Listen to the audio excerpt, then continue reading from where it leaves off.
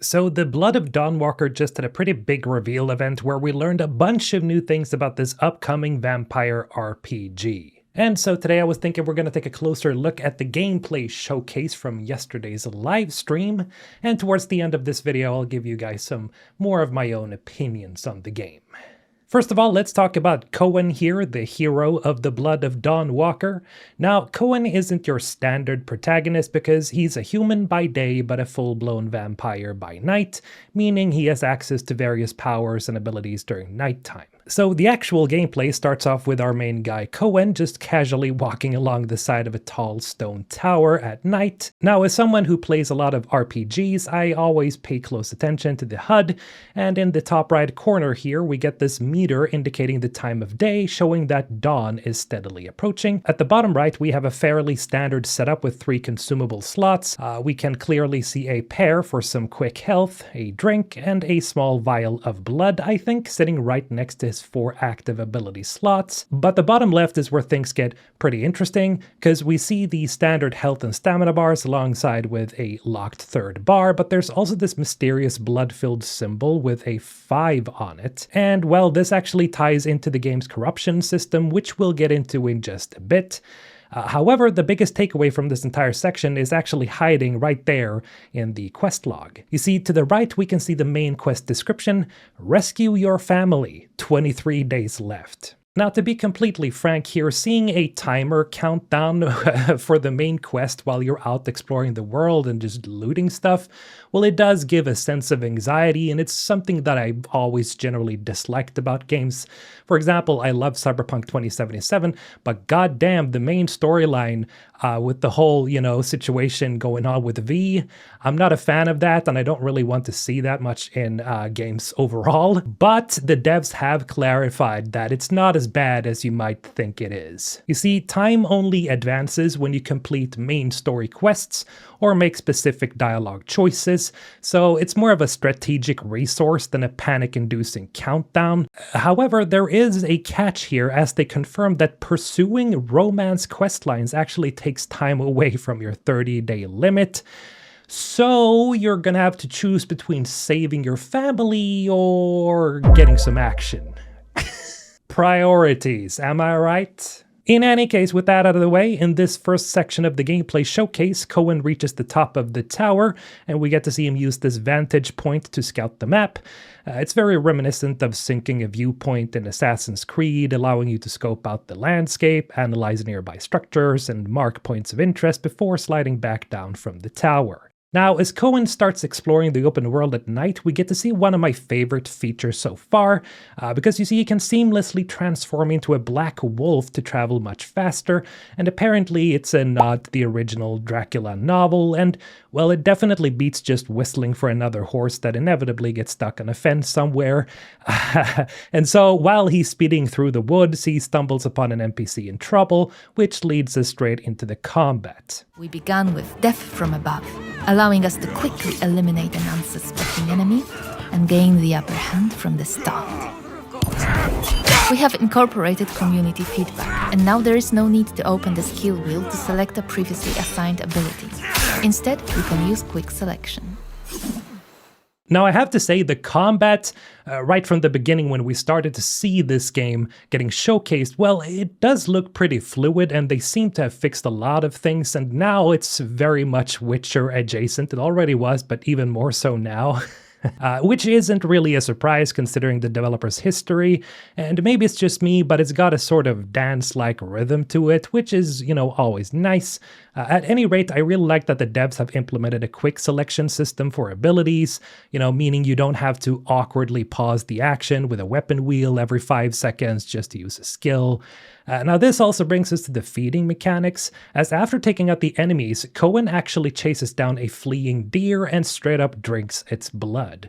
Now the devs noted that the animal blood isn't as efficient as human blood for restoring health, but it gets the job done in a pinch. But more importantly, feeding and using your powers ties directly into the game's corruption system. So remember the mysterious blood symbol with the 5 we saw in the UI earlier? Well, as you lean into your darker nature, your corruption level rises, which in turn allows you to unlock more advanced and deadlier vampire perks. In any case, shortly after this, we see Cohen using a dedicated focus mode to track some yellow footprints through the woods, and again, it's pretty much identical to Geralt's Witcher senses, so, hey, Witcher folks will feel right at home here. Following the trail leads him to an enemy camp, and this is where we really get to see the balls-to-the-walls brutality of playing as a vampire. Cohen opens up with an ability called Voracious Bite, which is this visceral cinematic attack where he drains an unsuspecting guard to gain the upper hand. Now, I can't show too much of the combat here because I think this video will be age-restricted if I do, because there are some, there are some pretty crazy violence going on, which, I love, I like it, but you should probably watch the showcase for yourself so you get what I mean. But, for the sake of not getting demonetized for this video, I'm not going to show it. But I like it. Very nice, very mature. Anyway, as the combat goes on, he faces off against the mini-boss, and here Cohen uses a piercing shriek to stun the lesser mobs and a charge attack to break through the boss's guard. Suffice it to say, the Blood of Dawnwalker, again, is not for kids. You have not only the violence of the combat, but the sound design is very heavy and the enemies are literally gurgling on their own blood, and Cohen seems to have some serious penchant for chopping off legs for some reason. It's, brutal, it's bloody, and it absolutely sets the tone for just how lethal you are at night. Now, after butchering that camp, we get a look at how the game handles consequences. You see, destroying enemy supplies and taking out guards isn't just for show, as it actively raises your infamy level. Now, as we can see here, there are 9 visible stages to this, and filling the meter means the ruling vampire lord, Brensis, who the auto-captions hilariously kept calling Princess for some reason, will start taking notice of your deeds. More on that in a moment. But now for the inventory and the loot system, because you see, after clearing the area, Cohen picks up a missing shrine heart and a perk manual. And I have to say, looking at the menus here again, it looks like I'm watching a Witcher sequel here. It's got that classic RPG color coding for gear. You have gray for common, blue for rare, green, and so on, alongside a really clean stat sheet showing things like vampiric health, armor, and claw damage right down here on the left. It's a UI that I feel is pretty easy to read, which is always a plus in my book. In any case, finding that perk manual leads us straight into how character progression actually works in this game.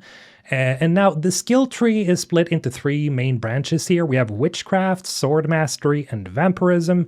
But here's a catch: simply finding a manual out in the world only unlocks the perk, like the precision sword damage buff we see in the footage here. However, to actually equip it and gain the benefits, you have to unlock a shrine. And as we get to the shrines themselves, which act pretty much exactly like a bonfire in Dark Souls, you have to find and restore them first, but once you do, they become your main hub for fast traveling, accessing storage, passing the time, and leveling up. But there's a really interesting twist here, because you see, purchasing a perk costs experience points, but also something called time segment, which is marked by a little hourglass icon. So making Cohen stronger actually takes time out of your day, which plays heavily into the overarching 30-day timer we talked about earlier. Still, the upgrades seem absolutely worth it though. We get a glimpse of a high-tier vampirism perk called Dimension Reach, which drastically reduces the stamina cost of your movement abilities, and suffice it to say, if you max that out, you'll probably be teleporting and running up walls indefinitely. Now, after resting at the shrine, time passes and the sun finally comes up, which brings us to a completely different side of the game. You see, a new day brings a new edict from the vampire regime, and if your infamy level is high because you spent the whole night wrecking their camps, Brensis, or should I say Princess, is going to push much harsher laws on the valley. Now this also brings us to how the game handles its bosses. Here we get a look at one of the vampire officers, a guy named Ambrose, I think, who has this dedicated anger level meter sitting right there on the screen, and basically every time you sabotage his operations, that meter fills up. And once he's sufficiently pissed off, it unlocks a specific questline and direct confrontation. Now, personally speaking, I really love this concept because you're literally incentivized to be a menace to society, to draw out the big bads. I don't know, it's just cool. In any case, with the sun shining, Cohen is back in his human form, and the game actively changes gears to reflect this. The UI completely swaps out his vampiric abilities for human ones, and his combat style changes drastically. And now he plays a lot more like Geralt of Rivia, another Witcher mention here. How original. I know, but anyway, he uses a mix of traditional swordplay and what the devs call hex magic, and after clearing out this little blood storage camp, the game throws a nice little micro decision your way as you find these barrels filled with blood. Now, you can either collect the blood for yourself, or you can just smash the barrels to pieces, and naturally, Cohen smashes them here, which immediately spikes his infamy with Ambrose.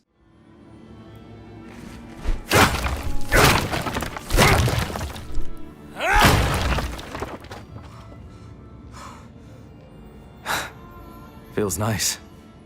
Hitting him where it hurts. Now, since Cohen can't exactly turn into a black wolf in broad daylight without raising some eyebrows, he has to rely on other methods to get around quickly. And so he uses a hex I think they called Mercurial Fervor, which gives him a speed boost and leaves a pretty slick trail of red fog in his wake as he sprints. Now, this extra mobility leads him to discover a haunted site, which is essentially a challenge arena. The devs noted that these sites are actually only accessible during the day, simply because they require the use of blood magic, which Cohen can't really access when he's in his full vampire form at night. Anyway, inside the arena, he faces off against some restless spirits, wiping the floor with them using a sweeping attack called Ravenous Flock, and the reward for beating this challenge in particular is an ancient text that instantly unlocks a brand new tier of character development perks. Suffice it to say, the game really wants to reward you for exploring every nook and cranny of the map, regardless of what time of day it is. Now finally, we learned the release date of the Blood of Dawnwalker, which turns out to be the 3rd of September this year. So about 4 months or so as of making this video. And of course it's releasing on PC, PlayStation, and Xbox. They also dropped some hardware requirements here, and first and foremost, the game only requires about 60 gigs of SSD space, and in a time where every major release seems to demand 150 gigs or more, that is an absolute W for optimization. Now, for a standard 1080p experience at 60 frames per second, you're looking at needing an i5-13600K or a Ryzen 9 7900X, 16 gigs of RAM, and something like an RTX 4060. If you want to push it to Ultra at 4K, it demands a much beefier rig, asking for an RTX 4080 or an RX 7900 XT. Suffice it to say, the game looks pretty good, but you'll definitely need some surprisingly decent hardware to see it at its absolute best. And that about does it for the gameplay section. Now, there are a couple of sections here and there from the live stream where they talk about their philosophy for the game and where they even showcase one of the main officer boss fights, like one of the vampire officers, that is. But now I feel like I want to get into some of my own opinions about this game. Now, when they first started revealing Blood of Dawnwalker, I was a little unsure. I think a lot of people were a little unsure because it did look very janky. It looked a little wonky, but they very quickly seemed to have they've definitely stepped up in terms of just, making the game more interesting as a product, I would say. Now, there are definitely a few things here that I'm still noticing that I'm not the super biggest fan of, and I think for me, personally speaking, it seems like there is still some jank when it comes to the combat animations and things like that.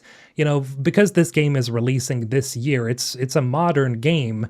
It does very much look it literally looks like a Witcher sequel, which is not a bad thing. It's not a bad. I love the Witcher games to death, especially Witcher 3. I think all of us do, but it does have some of that distinctive, it looks like it has some of that distinctive jank every now and then. For example, when Cohen parries or when he's attacking and swiping enemies, and some of the, whenever he's cutting the legs off of the enemy soldiers and things like that, it doesn't look as, I guess I could say, next gen as I wish it would look like. But then again, I haven't played it. I gotta say that I don't know how the game feels to play.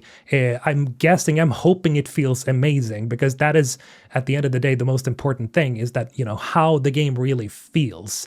And that is something I found with so many showcases like this of games, is that you don't really, you haven't played the game, so you don't know. Even if you don't think it looks the most impressive, it usually is the other way around whenever you do play the game. So hey, Rebel Wolves, whenever you get the whenever you send the review copies out, I'm your guy. So don't forget about me.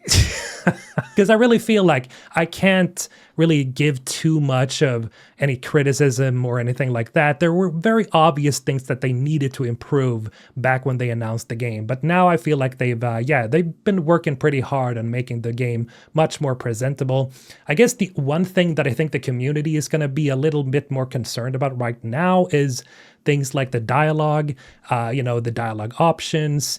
How does everything fit together? How are the facial animations? How are the animations overall? Like, those are often the first impressions people look for, especially in dialogue-driven games here like this, because it obviously has to have a lot of dialogue. Because, I mean, again, the studio has Witcher roots. It has a dialogue system.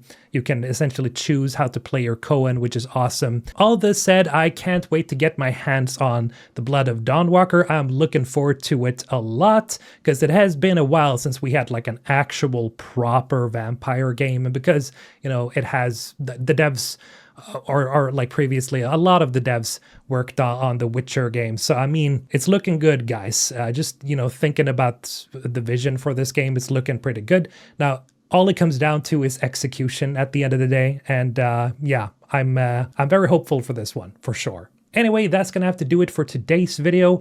Thank you to all of you wonderful Patreon supporters for, supporting me here on the channel. And if you want to support me in the best way possible and unlock stuff like exclusive content and access to our community Discord and more, then you can always become a supporter yourself. This has been Mr. Holton, signing off.